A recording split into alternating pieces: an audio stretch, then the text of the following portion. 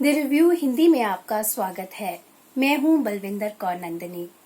आध्यात्मिक या धार्मिक गुरु का नाम लेते ही हमारे जहन में कितनी छवियां उभरने लगती हैं। हजारों लाखों भक्तों से घिरा एक गुरु जिसके दरबार में नेता, अभिनेता, उद्योगपति तक आशीर्वाद लेने आते हैं। इस गुरु का राजनीति में पूरा दखल होता है। आलीशान 5 स्टार होटल जैसी सुविधाओं से लैस आश्रम होते हैं और होते हैं गुरु की फोटो लगे दुनिया भर के प्रोडक्ट्स। लेकिन आज मैं आपसे उस शख्स के बारे में बात करने जा रही हूँ जिसने विश्व शिक्षक के पद को ही ठुकरा दिया था। किसी के भी गुरु होने से इनकार करने वाले इस व्यक्ति का नाम था जे कृष्णमूर्ति। जे कृष्णमूर्ति का जन्म 11 मई 1895 को तत्कालीन मद्रास प्रेसिडेंसी के मदनपल्ली नाम के छोटे से शहर में हुआ था। अब ये शहर आंध्र प्रदेश के चित्तूर जिले में पड़ता है। कृष्णमूर्ति की जन्मतिथि को लेकर विद्वानों में मतभेद है। उनकी जीवनीकार मेरी लुटियंस ने उनकी जन्मतिथि 12 मई 1895 बताई है। कृष्णमूर्ति जब 10 साल के थे तब उनकी मां का निधन हो गया। उनके पिता 1907 में ब्रिटिश सरकार की नौकरी से रिटायर हुए, लेकिन कम आमदनी की वजह से उन्होंने फिर से नौकरी करने का फैसला किया। वे थियोसॉफिकल सोसाइटी से जुड़े थे और जनवरी 1909 को उन्हें थियोसॉफिकल सोसाइटी के अडियार स्थित मुख्यालय में क्लर्क की नौकरी मिल गई। उन्हें मुख्यालय के पास ही रहने के लिए एक छोटा सा कॉटेज दे दिया गया, जहां वे अपने परिवार के साथ आकर रहने लगे। अप्रैल 1909 में अडियार नदी के तट पर एक दिन कृष्णमूर्ति पर चार्ल्स वेबस्टर लीडबीटर की नजर पड़ी।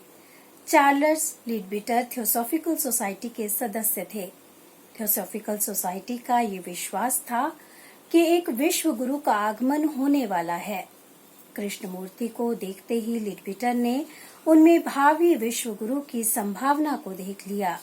इसके बाद एनी बेसेंट ने कृष्णमूर्ति और उनके छोटे भाई नित्या को अपने संरक्षण में ले लिया।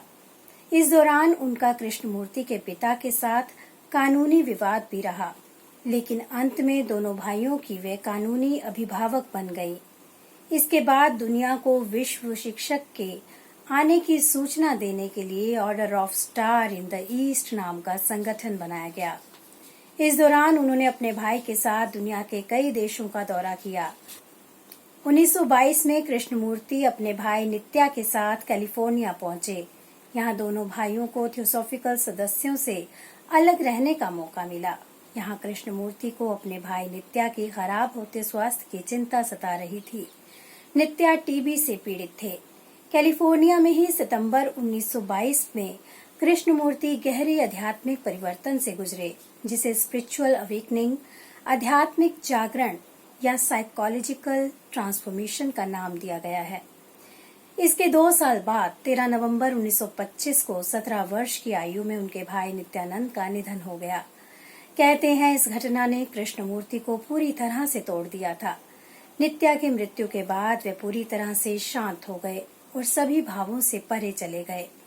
ये साफ होने लगा था कि कृष्णमूर्ति थियोसॉफिकल की विचारधारा से दूर हो रहे हैं और एक अलग विचार उनके भीतर जन्म ले रहा है।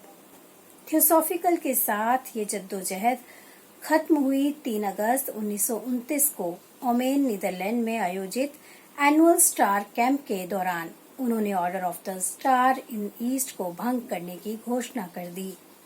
यही उन्होंने वे वक्तव्य दिया जो आध्यात्मिक संसार की एक युगांतकारी घटना साबित हुआ। उन्होंने कहा कि सत्य एक पथहीन भूमि है।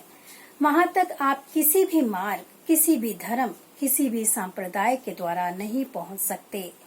सत्य असीमित और अप्रतिबंधित है, उसे संगठित नहीं किया जा सकता। मेरा सरोकार मनुष्य को परम एवं निर्विकल्प रूप से मुक्त करने से है। इसके बाद कृष्णमूर्ति ने अपना शेष जीवन मनुष्यों को प्रतिबंधों से मुक्त करने के लिए लगा दिया। वे एक ऐसी यात्रा पर निकल गए जो उनके जीवन के अंत तक जारी रही। उन्होंने सार्वजनिक लेक्चर दिए, विभिन्न लोगों से संवाद किया। उनकी शिक्षाएं मनुष्य को आजाद होने के लिए कहती हैं। यह आजादी बाहरी नहीं, भीतर की होनी चाहिए। उनका पूरा जीवन मनुष्यता पर थोप दिए गए विचारों, संस्कारों के प्रति लोगों को सचेत करने में बीता। कृष्णमूर्ति ने दुनिया की सारी स्थापित परंपराओं को नकार दिया। इसमें सभी धर्म, राष्ट्रीयता, नस्ल, जाति शामिल है। उन्होंने सिर्फ आत्म साक्षात्कार की तरफ लोगों को प्रेरित किया। कृष्णमूर्ति कहते थे, दुनिया तो परंपरागत मार्ग को ही स्वीकार करती है और उसी पर चलती है। हमारे भीतर जो अव्यवस्था और गड़बड़ी है, उसका प्राथमिक कारण है दूसरों द्वारा प्रचारित सच्चाई की हमारी तलाश। अगर हमें कोई विश्वास दिला दे कि उसके पास आध्यात्मिक जीवन जीने का आरामदेह नुस्खा है, तो हम आंख मूंदकर उसके पीछे चलने को तैयार हो जाते हैं। शिक्षा कृष्णमूर्ति के सबसे बड़े सरोकारों में से एक थी। वे एक ऐसी शिक्षा व्यवस्था के पक्ष में थे जो बच्चों को पूरी तरह से मुक्त होकर खिलने का मौका दे। किसी और जैसा नहीं बने, बल्कि अपने को जाने, अपने जैसा बने। वे कहते थे, एक बच्चे को समझने के लिए हमें उसे खेलते देखना होगा, उसके अलग अलग मनोभाव में उसका अध्ययन करना होगा। हम उसे अपने पूर्वग्रहों, आशाओं और आशंकाओं के आधार पर प्रोजेक्ट नहीं कर सकते और ना ही उसे अपनी इच्छाओं के पैटर्न के अनुरूप ढाल सकते हैं।